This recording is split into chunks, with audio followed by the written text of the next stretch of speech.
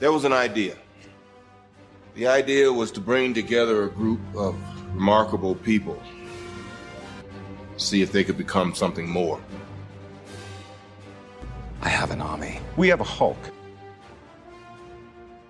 This is the Marvel Tribe, brought to you by Walt's Apartment Podcast and the DisInsider. Avengers! Assemble. Hello, everyone, and welcome to the Marvel Tribe. We are a group of excited and passionate individuals who have come together to share our love of all things Marvel.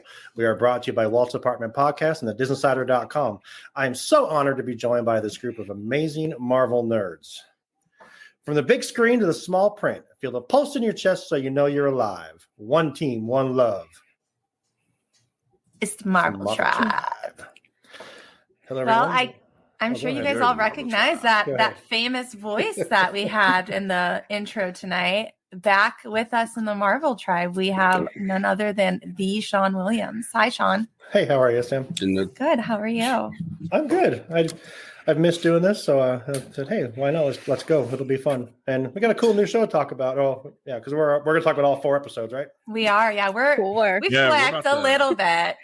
It's a holiday season. It is. Sure, yeah. We had holidays and birthdays and all kinds of days and stuff. And so, yeah. But we're back, and that's all that matters. I'm the guest this week, Sam, so you take over and you do your thing, and let's have fun. Okay, well, we also have Breanna with us. Hi, Breanna. Hello. How are you? How are you enjoying your time at home? I am enjoying my time at home. I've made a new little studio that people will see on the live stream, as long as the internet connection stays on here. Very cool. Again, no one will see it today, but I am wearing my Loki holiday sweater. That says "Let Earth Receive Her King." Yeah, Loki helmet. You need to wear that on Wednesday night for the live. I will. All right. And muted. None other than the blurred Hulk himself, David. What up? How are you? I'm just trying out new intros and stuff. I'm good. I'm fabulous. I'm fantastic. I don't know. It's been a strange day. It's Sunday. I lost track of time several times. I took a small nap. I don't know if any of you guys ever done this, but you take like a power nap and you wake up and you swear it's like way, way later than it is. So I woke up at 2:30 this afternoon thinking it was 9:30 and I missed the show. You didn't. You're just in time, so don't worry. So it's weird. We're going to be talking about Hawkeye. Let's start with initial impressions. What do you guys think so far? Like overall. David? I'll go first. So, all right, overall, I'm liking it. It's actually meeting my expectations. They're coming quite obvious with some of their Easter eggs, and so you don't have to do much detective work or anything. It's like right there, like, hey, here, boom, here's the Easter egg, and then here's some connections and stuff here. So I'm really, really liking that part. We don't have to really deep dive into Mephisto theory land and kind of trying to extrapolate things. So I'm enjoying the ride. It's cool. And I think we kind of said that was something that they needed to do to kind of get those new comic book fans into the MCU, because obviously they're throwing new Avengers all over the place, and they need to give it to us on that like basic level right now, because they don't have MCU stories. They just have comic book stories. And absolutely. So I like that they're going that direction, and I like the way that they're introducing characters to us. What about you, Breanna? Yeah, I'm having a lot of fun with this series. And yeah, like you said, we're in a whole new phase of Marvel. So we've got to just have, new introductions for everyone, no matter how it goes. So getting those full introductions to be able to get these characters' stories in is perfect. And honestly, I really like what's all happening here. We've got a ton of new characters that I don't know about yet. So yes, I'll keep learning. Shawn, initial impressions. It's better than Loki. That's my opinion. That's I think the first couple episodes were a little light, and but I think these last two, I'm like, again, if you know about me, I don't know a lot about Marvel, so I'll watch an episode, then I'll watch like three things on YouTube that break it down that try to help me understand it. So, but yeah, it's I think it's fun. It has cool characters. I like seeing Hawkeye get featured a little bit. I mean, he kind of, I saw something that said he's the only Avenger that doesn't have his own movie. It's because of his branding. His problem is branding. Yeah, but it was good. I thought it was fun. I think it's going to be good. I've heard rumors of what's coming, and I don't even know who that character really is. I don't know if we're going to get into that or not, but that's. Oh yeah, we're going to talk. Oh yeah. It's just crazy how much I think all of this connects to so much stuff like Daredevil and it's so yeah. I'm enjoying it. I think it's fun. Yeah, there are definitely some possible Daredevil connections there. Do you guys just want to jump into episode 1? Let's do it. So we all pretty much knew as soon as we saw that Kate Bishop was introduced. Even before, like in the trailers, we knew that, hey, this is going to be Kate Bishop, and Kate Bishop's going to be, the new Hawkeye. Mm-hmm. So we saw it going that way. Anybody not think it was going that way when we got the trailer for Hawkeye? Oh, of course not. I mean, I know the history, so it really, really wasn't a surprise to me. And anyone I've ever talked to about the show, I told them, this is going to be the passing of the mantle is what I'm expecting from the series, and that looks like it's going down that path. So yeah, he's tired. Yeah, he's tired. He needs to be home for Christmas with the kids. That's it. So. He's hard of hearing. So. I gotta say, can we just jump in? So I really love the fact that we got another lens on the battle in New York, when the Avengers fought the Chitauri. Because we got that again in Endgame when they did the time theft thing and stuff, and we saw it from a different perspective. Now we're seeing it again from the Bishop family's perspective, and I love it. It really kind of shows not just the heroes fighting and all that stuff. It really shows how it's affecting your common everyday citizens who have no clue what's going on. Like their world is inside of their homes. They're doing their thing. Yeah. They're having a mom and dad fight about finances and everything else, like completely void of that. This world is full of Avengers and everything else and stuff.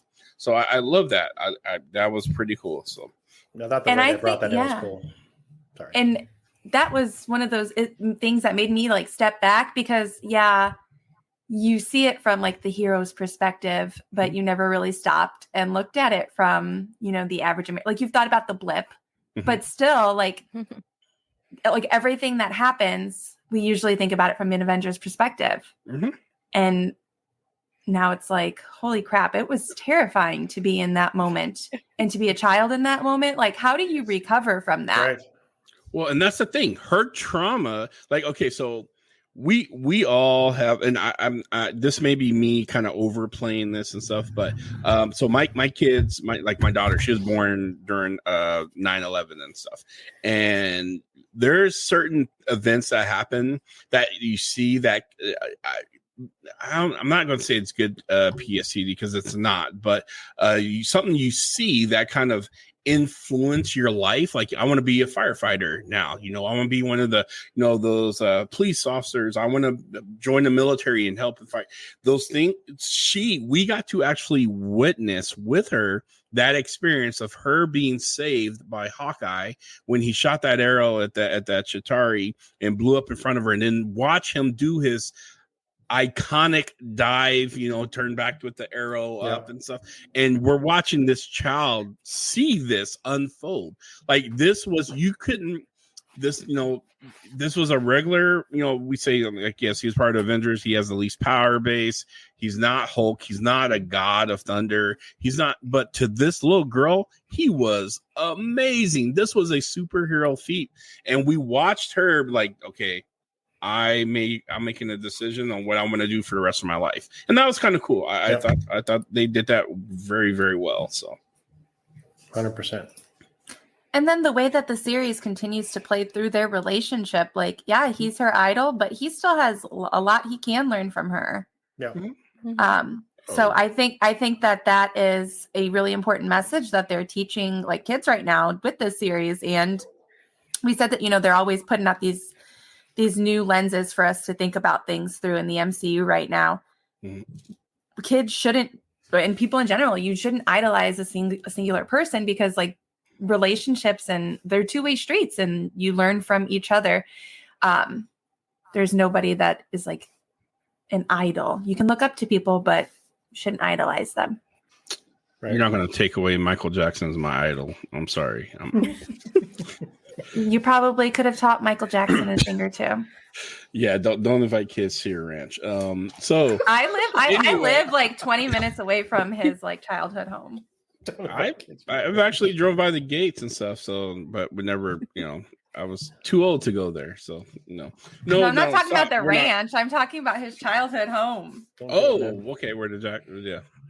So we don't go there. We don't go there. So, but rest in peace. Yeah, King of Pop. So do we want to talk about, because really the bulk of the first episode was that you know, rehashing of the, you know, the setting of the stage for Kate Bishop and stuff, and then fast forwarding to kind of the premise of Hawkeye or Clint Barton taking his family to go New York to kind of have a Christmassy kind of time there and go see that epic freaking play. Oh my. Wow. What I forgot the name. I was going to actually Rogers the musical. Oh man. So good. Did it move any of you guys? Like what was the one Manuel play that the Hamilton play? Anyone get those kind of vibes? Exactly. You did? It moved you to. I thought it was definitely comical. If I would not be able to watch it seriously, I'd be making fun of it the whole time too. I think his reaction to watching it, I think, was great. I think his reaction was very authentic to what ours would have been. It's like, what the hell's going on? You know, and I saw one of the breakdown videos. They said that there's the part when Loki comes through with the in the back. Loki's on the Chitauri thing or whatever. What's it called? Yeah. The Chitauri. And then they said that was because he shot an arrow at one of those things, and and he just looked at it and kind of just shook his head. But I thought, who's your favorite character of those that they showed there? Well, and then we get Ant-Man, who was not there. He wasn't even there. I have a theory. Hear me out on this theory, okay? The only reason why this play got made because Ant-Man talks too much. So I don't see them doing any research in any of the Avengers voluntarily telling any of the people who produced and made this play, they didn't consult, Iron Man or, Clint, Hawkeye or Black Widow or the Hulk or any of them, because none of them would talk to him, right? But out of all of them, who would be the biggest blabbermouth? That's true. That's a good point. Would be Ant-Man. And of course, he told them everything. He told them everything, his interpretation of it. And he was there. And he wasn't and obviously he was there. So. But he was like, listen, I'll tell you what happened, but I want to be the center. I want to be center stage. Exactly. So, Ant-Man, we're on to you. We're on to your crap. So yeah, I guess that the auction, that was because that's not, something fully from the comics. It's adding its own drama line to the show because, there's that family drama going on. And I still can't make tail end of what's going to happen. So do you guys want to talk about what happened with that night when she found the Ronin outfit? Oh yeah. So, well, in this event, it was a fundraising event, right? And I was trying to figure out if there was something tied to, because I really thought it'd been kind of cool if it was the same fundraising event that Peter Parker's Aunt May put on, and they were attendant, but it wasn't. I was like, darn, too. Love to get another, see if Marissa Tomei would have showed up. That would have been kind of cool, but it wasn't. It was a separate, really high-fluting, really rich people, rich society type of auction and stuff. And it looked like a secret auction. It was kind of weird, like it was like a secret, like it was like, I don't know. That's what I got from it. What was happening downstairs was not part of the fundraiser. Yeah. Correct. Yes. That was black market. Action, correct. And we got to see is it the Ducants? Jack is the fiance. And then there's they're all Jacks, right? There's Jack number 2, 3, 4, and 5 and stuff. And the little crappy kid. I can't say that. We only saw him for like 2 seconds. He was saying, "I want to go, Grandpa," but yeah, they snuck off. And obviously the dad or the grandfather. No, it wasn't Jack. It was Edmund, wasn't it? Or it started with an A. I think it started with an A. I cannot think of the name right now, but the last name, right? Yeah, because Jack is the guy's first name. Yeah, Jack is the mom's boyfriend. Yeah, that's Jack. But it was the guy. Armand. That's Armand. Yeah, they were all Armand. Yeah, they were all Armand. Yes, the Armand family. So Daddy or Grandpa Armand really dislikes Eleanor and stuff. So I'm kind of curious about that because I really, the first couple of episodes, which we'll talk about, I really thought she's just kind of playing the mom role. But as we get into it, which we'll talk about, I think it's a much bigger, darker role. I've seen some theories that she's like behind all of it. It seems like. Yeah, I honestly I feel like she might be setting up Jack to take some of the blame. Yes, I'm 100% with you on that theory train. So Jack and Daddy Armand, they go down to the basement. His uncle, I think. Did he say it was his uncle? Because she said your uncle your uncle died. Okay, you're right. Maybe it doesn't matter. The old Armand guy. So they go down there, and Kate's suspicious. She obviously wants her mom to be single forever, not to have a life, and because her dad died in that tragic attack on New York and stuff. And so mom deserves to be a widow forever. That's just how Kate sees it. No, he's kind of a sketch guy. He's just Stevie. He is. As I see things, I'm like, he's trying. He got the too dad joke. Hard. He's trying to play up the I'm not a good swordsman vibe and stuff. When they're doing the little fencing thing, he's really trying. He's trying with the daughter, and I think he really loves mom, and and he has this cheesiness factor that I think is unattractive. Oh God. But Loki's attractive, right? When he's attracted to himself, Sylvie. But we're not going to go there. So, I mean, at least he's not Bucky, or he's not. He's just a regular dad who's trying. Nice mustache. Yeah, exactly. Tries to be funny and have a nice mustache and be worldly and just kind of. He's an Armand. He's a socialite. No, he's Jack. He's not Armand. Jack Armand is their last name, right? Ducant. That's what. Okay, Jack Ducant. Sorry, of the Ducant family. Yes. So, okay, you guys don't like him. He's not attractive. And episode 4. Okay, I didn't until this last episode 4. Then I was like, oh, look at they're dancing and he's singing to her, and even Kate was blushing at it, and oh, I haven't seen you like this. So. He won some brownie points for me there, and with his dad jokes, and he called her his family. Mm-hmm. Yeah.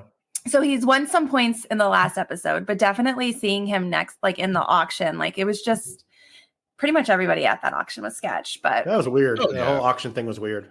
Well, they had to. So I mean, they were selling off things they illegally gathered from the Avengers compound. The Avengers complex. The Avenger compound and stuff. And the biggest mystery item there beyond the Ronin outfit and the Ronin sword, which I thought was kind of cool that they showed the retracting sword, was the Rolex. And that Rolex is going to be the unlocking of some really interesting things and stuff. I think that's what's taking kind of center place right now. But that was kind of that auction was definitely one of those CD backdoor auctions that only the rich and the infamous gets to kind of participate in. And that's when we first get introduced to the Tracksuit Mafia, which oh my God, I got this even from the comic books and stuff. I hated the name then. I hate the name now, but It is what it is. The Tracksuit Mafia. For those who don't know, they are a underling gang of the Kingpin organization. And for those who don't know about Kingpin, he is the king of a lot of gang. Imagine you have like the Bloods and the Crips, and they all work for Kingpin. So they fight each other. You have this and that, but he's still the guy on top. He's the guy. Why does it have to be a guy? Why does it have to be a guy? Because they show him touching the little girl's face. So, I mean, that's obviously her uncle. Yeah, that's obviously and it's her uncle. So, but I mean, I see where you might be going. I think you're thinking of what's her name. I get you think the mom may be the top tier and stuff, and it would have been nice to play that off. But in the next episode when they go into Maya Lopez's background when she was a little girl, which I love the fact that she is a character with a disability. Clint Barton became a character with a disability with the hearing loss and stuff, but this is someone who has a disability. She has one leg, and not only that, but her character is badass. And she's deaf. And she's deaf. Yeah, she's deaf. She has one leg. And which is why she got her call sign Echo, because she has the uncanny ability to mimic anything she sees instantaneously. Fight styles, yeah. She is a crazy martial artist.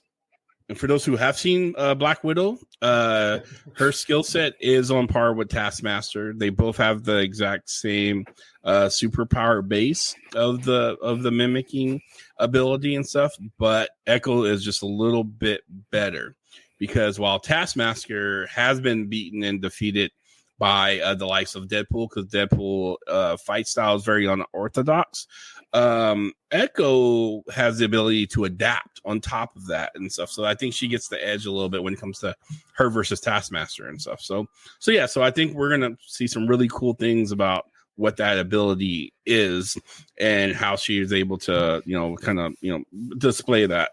But I'm kind of taking us off track here. So we're at the underground auction where the Tracksuit Mafia comes in and blows things up and starts stealing artifacts and holding people hostage. Yeah. And so she's got to toss on that Ronin costume. That's right. And she's great. Yeah. Yeah, it's almost done though. Yeah, she's got to put on that the Ronin's outfit, and she's got to, battle, and then she gets her way out of there, makes the news where Clint sees it. Mm-hmm. And then did she go to check on Armand? I can't remember. She went to talk to him, right? And then did she see his body? I think she saw him after, or I think she saw him first. And then like the mom came in and saw him, I believe. I watched them both back to back when it first came out, so I'm trying to remember. Yeah, me too. So she was seen leaving there in the Ronin outfit, and yep. She made the news for she saved the dog, the one-eyed pizza dog. I love that dog. And so she couldn't have been that bad, I mean, heck, she had, kids watching it on TV. It's like, oh, okay, she may not be that bad. She saved the dog. And they also thought it was a he.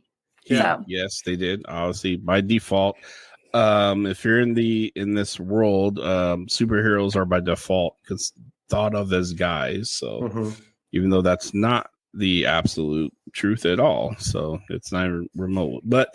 Yeah, she was thought of as he. Ronin, is back in New York and wreaking havoc and stuff, and which raised the cackles on a lot of the villains and stuff out there, including Maya, whose father we later finds out was murdered by Ronin. So was it ever put out there what happened to Ronin? I know that. She went back and saw him, and he was angry. Did he just give up the suit, and they just found the suit somewhere, or do we know what happened with that, or is there a story behind how they could have gotten that suit? Who could have gotten the suit? The people that were auctioning it. It was that they took it from the Avengers. Okay, fair enough. Thank you. Carry on. Yeah, so all that stuff was we have to assume illegally gained from the Avengers compound and stuff.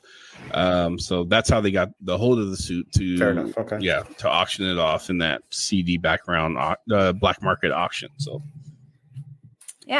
so they are working on. Well, he meets her. He's like, okay, we've got to get you out of this outfit, and they go back to her apartment where they are found by Tracksuit Mafia. I love them. I think they're funny. I don't. I think they're annoying. I'm like, but they're funny though.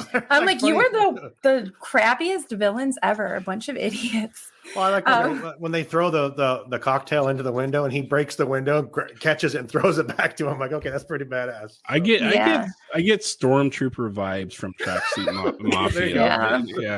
That's perfect. They're monkeys. They're necessary, but they're just really, dude. Come on. They just do what they're told to do and not very well. Yep. So her apartment goes up in flames. Don't get the costume, or I don't want to call it a costume. His wardrobe, the Ronin outfit, and they have to get out of there. She gets them to her aunt's place after they get some things to clean themselves up. And he's like, okay, I'm going to go back and get it. And it is gone. And that is when we learn about the LARPing. Yeah.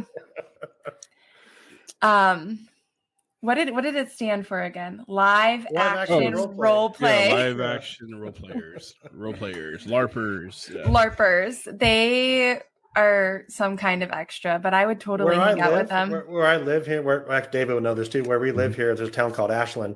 And they have like LARP, I think, like competitions and like things like pretty much every weekend in the park. They're out there doing their fake fighting with their foam swords. I mean, I can't say anything because I go to like the Renaissance fairs and dressed up completely. I mean, we have Civil War reenactments here. It's like extreme Renaissance fair. And I do cosplay, so I don't really say anything. I go to comic conventions and dress up, as my favorite comic book characters and stuff. So, but I don't go out on weekends, and but it is what it is. That's just.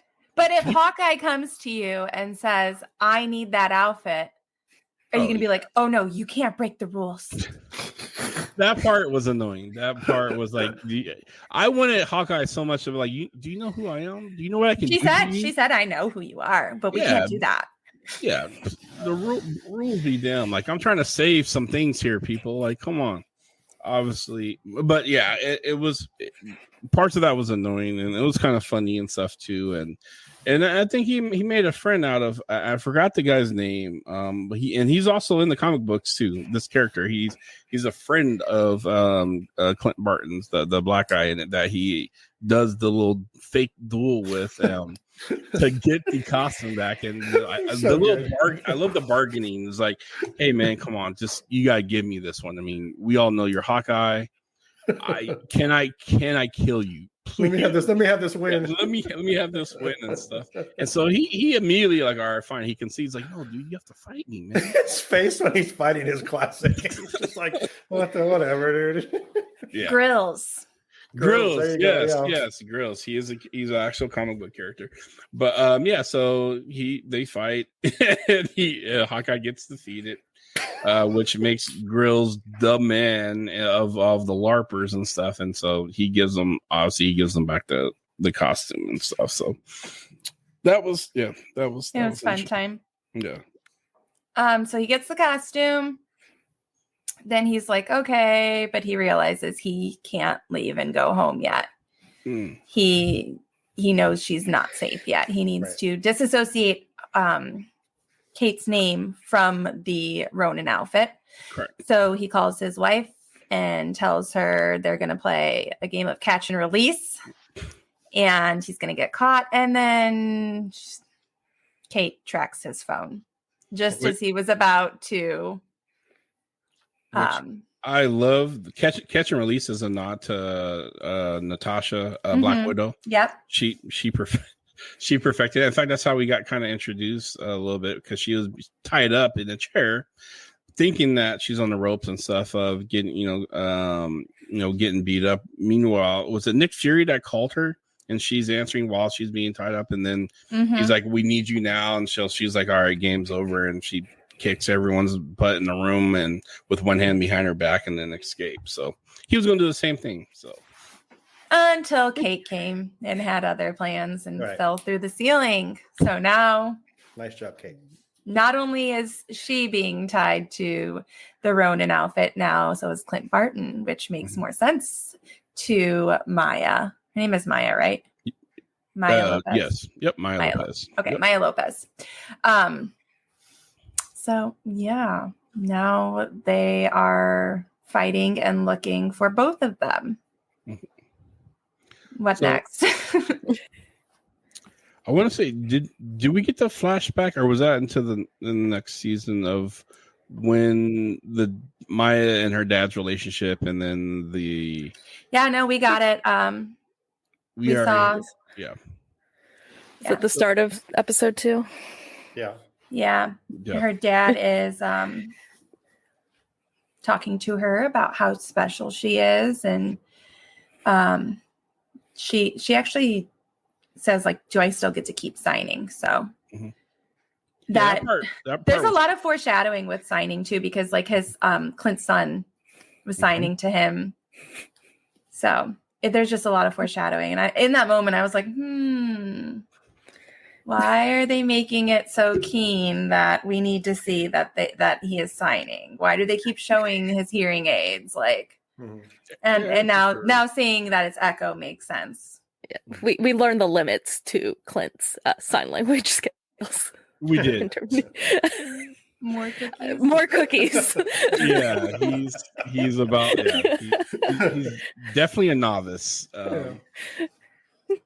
But again, something he could learn, because Maya told him you'd be better off without the hearing aids, and honestly, he probably would be. He would have to adapt to a new fighting style, and he would have to reinvent himself, and that's not always a bad thing for superheroes. True. That could be new branding.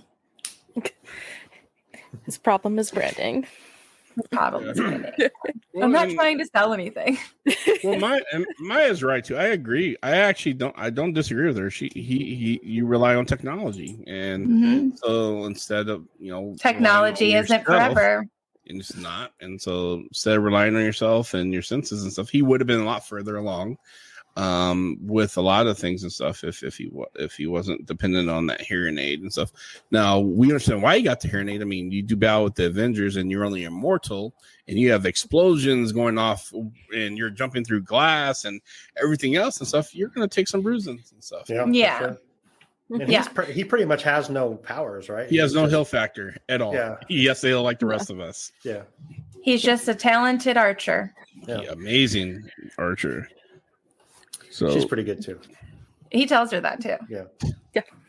I think, changes the subject quickly. I think episode 2 was probably, in my opinion, the weakest of the 4 so far. I thought 1 kind of started good. I don't know what you guys think about that, but so.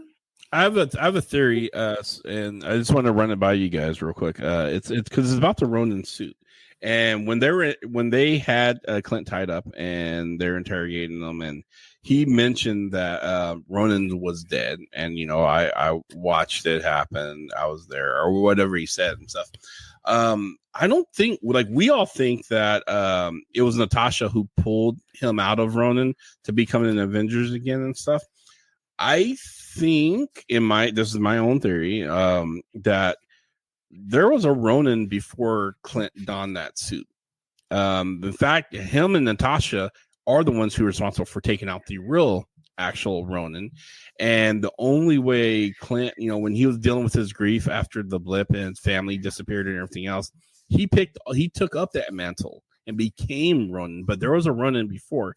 In fact, I'm so confident that the Ronin that they took out was also the same Ronin that took out Maya's father, and the Tracksuit Mafia. Then that's the Ronin that she saw when she was driving up to which was Fat Men Tire or whatever the place, and she saw like Ronan just decimating the Tracksuit Mafia, including the big boss guy, which was her, one of the leaders, which was her dad and stuff. So I really do think that Natasha and Clint both took out the real Ronan, locked away his mantle, his outfit, his sword, and all that stuff. And then it wasn't until later, after the blip, is when we got the first Hawkeye picking up the Ronin mantle and going to town on all the bad guys. So, but that's my hot take on that. So, okay, I like it. Yeah, I was gonna say I haven't thought about it, but I like it. I've got a hot take for you later. We got to wait till we get to the Rolex. So. All right, let's do it. So, where do you want to go to next? All right, let's jump to 3. Yeah. So 3 was the action one. I thought so. That was the most action. That's where the chase was on. Yeah, that's where they got free from the Tracksuit Mafia, and then they got in the car. The car's name is Cherry, I believe. The supercharger. The supercharger, and then they're this scene with all the arrows. I thought was great. All the different kinds of arrows, and I might be jumping ahead, but I thought that was brilliant. I thought it was fun, and the Pym. The Pym arrow, the Pym particle arrow. That was great. Yes, that's a real arrow. I didn't know. I love when she called it. I love when she called it. They got some budget. They got budget money. She's like a Play-Doh arrow. I saw this video and they described. I guess he has. I don't remember. I guess in episode 2, he told her that he was out of arrows. But then I guess now all of the arrows he has are all these specialty ones, and they have like a boomerang one, and they have all these different boomerang, a suction cup. There's not a boomerang. No, there's not a boomerang. He said, "Why would you want a boomerang one? It would come back at you." But doesn't that happen in this? That happens in no. Does that happen? No, he wants so he has different arrow tips, but he needs to get the spear part of the arrow back. Because what I'm saying is, I'm trying to think if I might be wrong on this, but doesn't she shoot an arrow and it comes back because it comes back behind and gets the guys when they have Clint? That'd be a boomerang, wouldn't it? Because she didn't. No. I don't know. I'm thinking about no. I get what you're saying. Yeah. There's not. Forget it. So the boomerang arrow. Back to Wanda. It's a conversation. No, dude, stop. It's a conversation that was actually based in the comic books. It happened in reverse. So it was actually Clint who mentioned about having a boomerang arrow, adding one to his arsenal, and using it. And it was Kate who was more of the logical thinker of the two pairs, who just dismissed it jokingly and stuff and saying that's a stupid idea. So I find it to be funny that it's the opposite conversation, exact same conversation. Should have boomerang arrows and stuff, and it's Clint who's the one who's like, yeah, no, that doesn't make any sense. What happens if it comes back at you? And she's the one that's saying, well, you gotta jump out the way, of course, Right. Just gotta dodge it. It's fine. But yeah, there's not one. There could be one coming though. I think there was enough conversation in it that we may see.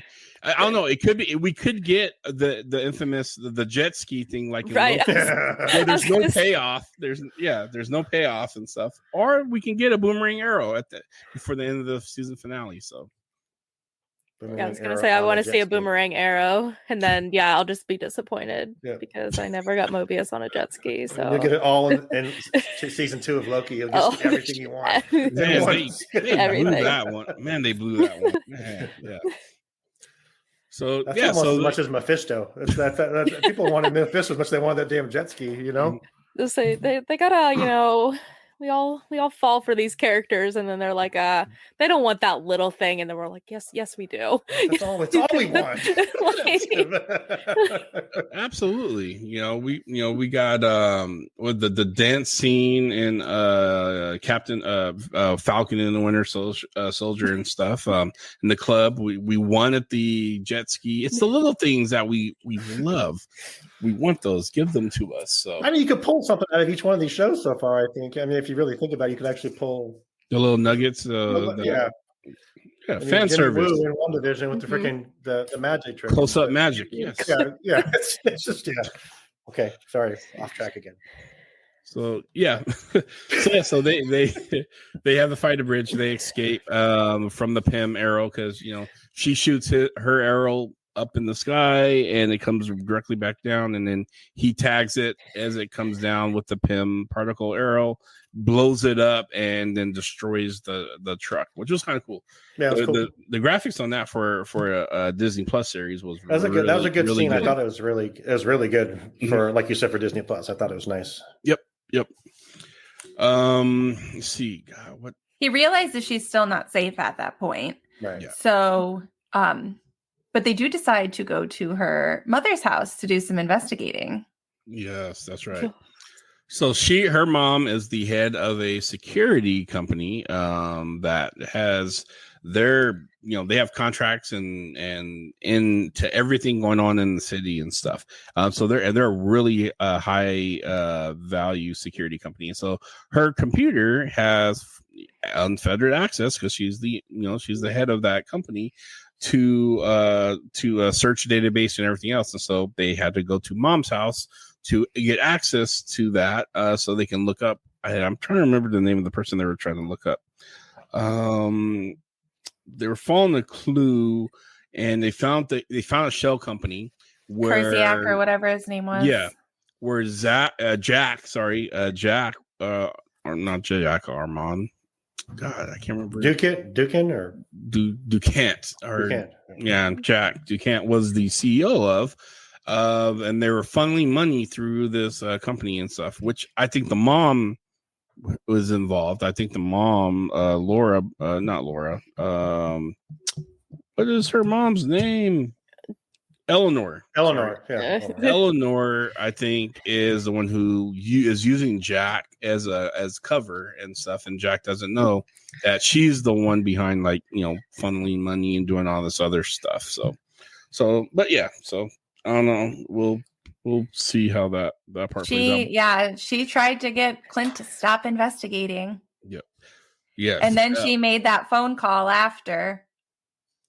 So, oh yeah, that's right. So that season, episode 3 ends with Clint kind of hearing something in the household, and then he's walking off, and then Jack, as perfect timing, kind of puts the blade through, the famous running blade to his throat, and then that's how that kind of ends and stuff. And so then it takes the final episode that we're caught up now is where it picks up from that scene, and mom walks in too. So Eleanor's like, oh, we have Hawkeye here. And then Jack looks puzzled for a quick second, says, oh my God, yes, it's Hawkeye, I'm a fan. And he puts away the sword and everything else and stuff. And then mom, the daughter, then Kate comes out, and then they all have a nice little family reunion kind of deal, a confrontation, not confrontation. There was some questioning. Yeah, there's some questions. There was some tension. There's some tension there. Yes. It's like, what are you doing? I got alert that someone was on my computer and this and that. I'm working a case with Hawkeye, Mom. Right. Yes. And then, and she was really looking for affirmation from Hawkeye to back her up. Hey, we're a team. We're we're cop buddies and everything else and stuff. And he kind of reluctantly I guess. I guess that's the case and stuff. So so after they had that piece, they had some questions, and I don't think they mentioned anything about Jack. No, the other guy that they had looked up on the computer, his wife, he called Laura and asked her to, or he sent a text. I am assuming it's to Laura. I will get into more, and not because Laura called and said what she said on the phone about her friend is jogging, or his friend is jogging a lot, using the code word so that kids don't really know what dad's working on. And then she asks if there could be other things taken from the compound. Yes, then they're talking about the watch. The watch. So they have, the next part is them going to try and recover this watch. Mm-hmm. Oh, and Hawkeye totally stole that sword. He Hawkeye's a thief. He stole that sword. Pickpocketed it for sure. So thoughts on the Rolex, David? So I think we're going to get a reveal of Hawkeye's and Laura's relationship beyond the marriage. I think she has a little bit more involvement with and more of a past that we don't know about. I'm curious on what that reveal is going to look like and stuff, because you know what I think. Yes, I know you have a hot take on this, Sam. So hot take. Let's hear it. Okay, so we know that they're going to make Agents of S.H.I.E.L.D. not part of canon. And if she was a S.H.I.E.L.D. agent, and she's in hiding, and that's why she couldn't go to New York with her family, is there a chance that she could be Bobby, aka Mockingbird? Mockingbird. I don't disagree with that. In fact, I very much like that hot take there. Yeah. I hate to think that like S.H.I.E.L.D. is not going to be canon, because I loved S.H.I.E.L.D., but if it were to come out that she is Bobby as an alias, then yeah, that totally makes S.H.I.E.L.D. not canon. Yep. Agents of S.H.I.E.L.D., not S.H.I.E.L.D., Agents of S.H.I.E.L.D. So Agents of S.H.I.E.L.D. not being canon is not a big loss for me. I never watched it. I never got into it because I understood that Marvel television was going to be completely different than Marvel movies. And because Kevin Feige wasn't in charge of it all, you know, that Marvel had their own president who has his own scandals and stuff. Now he's in charge of everything, and the Netflix Marvel shows kind of came into a weird kind of, you know, because Agents of S.H.I.E.L.D. was way established as the TV series before the Netflix series came out, and so with that, Kevin Feige, I'm thinking he's looking at this and saying, okay, S.H.I.E.L.D., nah, but we might be able to do some stuff with the Netflix television stuff. So I'm liking that, and I'm starting to see that becoming more and more of a reality for us and stuff. So yes, I agree. I think Laura could be very much Mockingbird. I mean, just S.H.I.E.L.D. in general, even because she has some espionage background. We've never seen her off of their like family farm. Ever. She has to be in hiding. She gets information like that. Like, there's no way that she's not part of S.H.I.E.L.D., in my opinion, or former S.H.I.E.L.D. Well, she's someone. She's definitely someone, and it's I agree with that premise. I think she's definitely someone, and she's probably someone associated with S.H.I.E.L.D. Anyone else has any hot takes around the Rolex and Breanna? No. I just saw because what? Go ahead, sorry. Oh no, I just saw a take that someone thinks that the watch has some, because it came from the Avengers compound, correct? That correct. it has like some kind of Stark tech in it, possibly, like because all of his stuff turns. They were able to track it. Yeah, so they're thinking that the take I saw that they said that it could be another suit or something. They have no idea what it actually could be, because it's just a watch, just like his watch was. Stark's watch turned into his suit. So you never know. That's the only take I saw on the watch. It's like, I did guess that it was like Tony's. I don't know. Maybe it's just because it was a Rolex. I was like, oh, because he said, didn't he say it belonged to a friend? Yeah, he said a friend who was out of the game. And so that'd be Tony or Natasha, who's been out of the game, or his wife, who would be an ex-S.H.I.E.L.D. agent. Okay, all right. Or his Okay, that was my thought. Yes, a fair. Yeah. So, cool.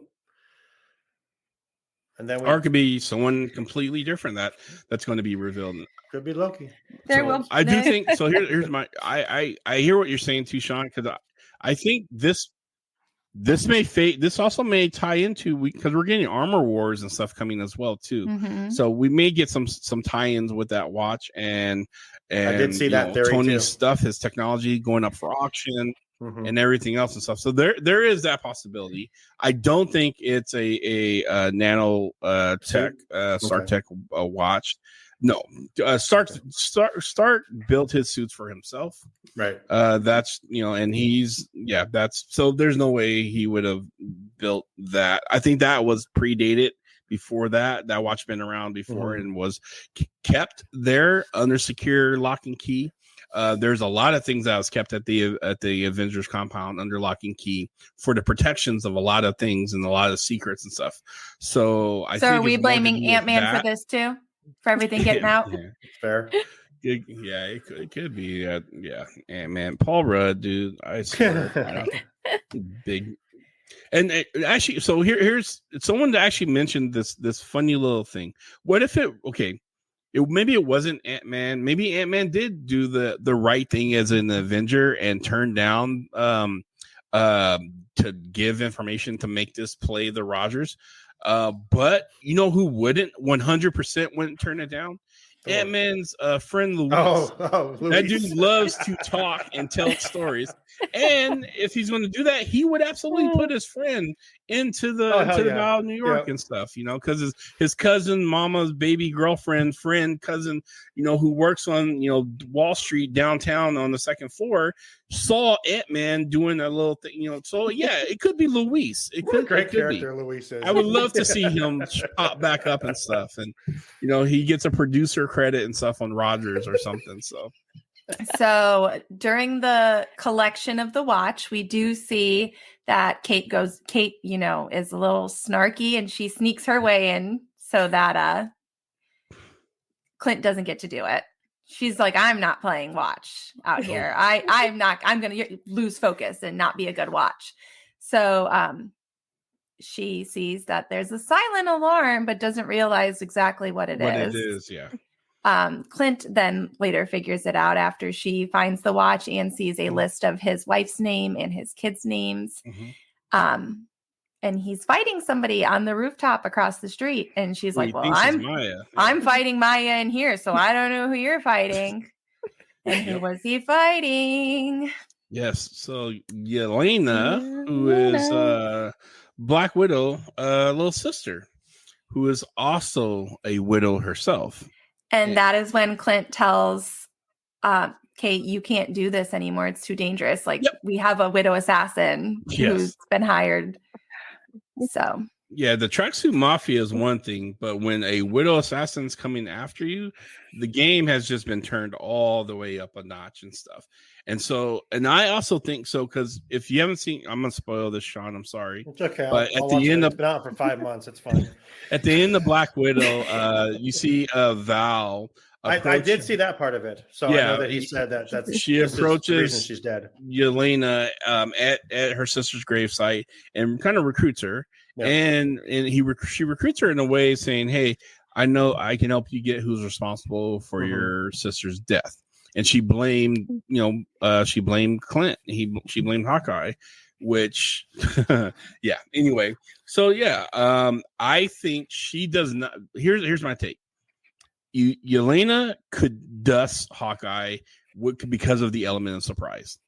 A widow, I mean, that's just how widows operate and stuff. So the fact that they're having that fight scene and stuff, and the way they're having the fight scene, they're not personal. Really. It's she wants answers from Hawkeye. So I really don't think she was there to kill Hawkeye, much more or less just to beat him into submission to get those answers and stuff. Right. Before maybe she kills him, but definitely get more information. I definitely got the feel that the two, she and Maya are not they're not connected at all. No, well, she punched Maya. Right. Oh well, but so everyone on that roof, he's dealing with two separate issues right now. Yeah, everyone on that roof fought each other except for Hawkeye and Kate. They're the only two who didn't hit each other. But yeah, Maya hit Yelena. Yelena full on Superman punched her when she was on top of Clint's back and stuff, which I was laughing. I was like, I don't know if were they supposed to show us that, or was that like a movie mistake? But no, she full on punched Maya in the face and stuff. And so, yeah, they all were fighting each other. So they really were not to get to connect. Yeah. So Clint right now is dealing with two separate issues. Yeah. And then he's got Kate, who's this tag along puppy that's teach me your ways, Hawkeye. And he's like, listen, kid. So I saw on the breakdown that I watched. Go walk your dog. Did you notice that when she fell over the side of the building, that the music from Vormir when Natasha, it was the same music playing in the background. Playing in the background. Yeah, I thought, I'm like, okay, all right. And the same device that that Scarlet used on Clint to stop him from unaliving himself. So yeah. So can I ask a question before we move on? I just have a question about Yelena, right? That's her name. Yelena, yeah, is with Val. Supposedly, yes. Supposedly is with Val. So then, so Val right now has her and has the Dark Captain America, the Dark Captain, and that's it, right? Or does she have Sharon Carter as well? I forgot if Sharon Carter is part of those as well. No, Sharon's doing her own thing. So right now, Val recruited, from what we understand, John Walker. Thank you, John Walker, and then Yelena from the Widow Squad, and then she briefly talked to the guy who was tracking down the Thunderbolt Ross, and yeah, so she's building something, but that's all we kind of know. So we know she's trying to build her kind of her version of her Avengers, the Dark Avengers, but yeah, that's all we know right now. And who do we have so far from New Avengers? Does that answer your question? Yes, thank you. Got so new Avengers. Are we counting Wiccan and Speed? Yep. Because they're part of the New Avengers. So characters who got Echo introduced that were a part of the New Avengers. So we have Wiccan and Speed. We have Echo. We have Photon, Captain America's son. What the heck is his name? The Patriot. The Patriot. Which is Red Wing or Red Hawk or whatever. Is he part of the Patriot? Is not Red Wing. That's the son. He's the grandson. Yeah, the grandson. Oh, okay. He's the grandson gotcha. and stuff. So we got Echo. Photon. We got Kate Bishop. Photon's a New Avenger, right? Photon is not, but what's her name? That was going to be on the new the Marvels is, and I can't remember. Miss Marvel. I don't know. Miss Marvel. Miss Marvel is a New Avenger as well, of the New Avengers ilk. So we have a huge group. Photon joins the actual Avenger. She becomes an Avenger. She replaces Captain Marvel herself. But the New Avenger is Miss Marvel. So yeah, we've been all but told that they're going to be the new Avengers, the younger class, but that's kind of the roster right now. Cool. Mm-hmm. And then we also go back Mephisto. The Mephisto. Can we go back and talk about Clint and Kate in their ugly Christmas sweaters? Oh my god! Because I'm pretty sure Clint's was Grumpy Cat and I was dying. So Kate decided to pull a really cool move because she realized that Clint's going to be spending most of his Christmas time. Some holiday cheer by icing up and everything else. And this was after he contacted his wife, and she's like, well, go ice up, elevate your feet and stuff, and just, we'll see you when we see you. Kate realized he's going to be spending time alone, so she goes over with pizza and holiday cheer. And did she bring the alcohol? Is Kate 21? No, he had they it. were drinking. 22. They said 22. Yeah, but okay. Clint had it already on his forehead when she walked in, because I was like, "Oh, those brought me back to the college days." And they started mixing them in the blender, and I was like, "Yes." Yeah, I remember those drinks. Ugh. Oh man, there's sickness. But yes, yeah. So they, they're drinking and watching movie marathons like he would have done with his kids and stuff, and they're just having a good old time. And he was doing the little quarter trick, explaining how he can knock someone out with the flip of a quarter and stuff, and she's in disbelief, and egging him on to prove it and stuff, and he does the little boom and turns off the TV and stuff, and she's like blown away, like, oh my, what, you gotta teach me this trick. So, but yes, they have these horrendous ugly Christmas sweaters. Makes me want to get one. And yeah, the whole scene was kind of cool. It was really, really nice. It really showed that kind of budding partnership, because they are at this point in stage. Clint can begrudgingly say, "Yeah, we're partners" or whatever. But this was the culmination of, yes, we're now partners. We understand each other. And so he taught her how to do the knockout coin trick and stuff, and she got it. And I was trying to think, did Pizza Dog was he there?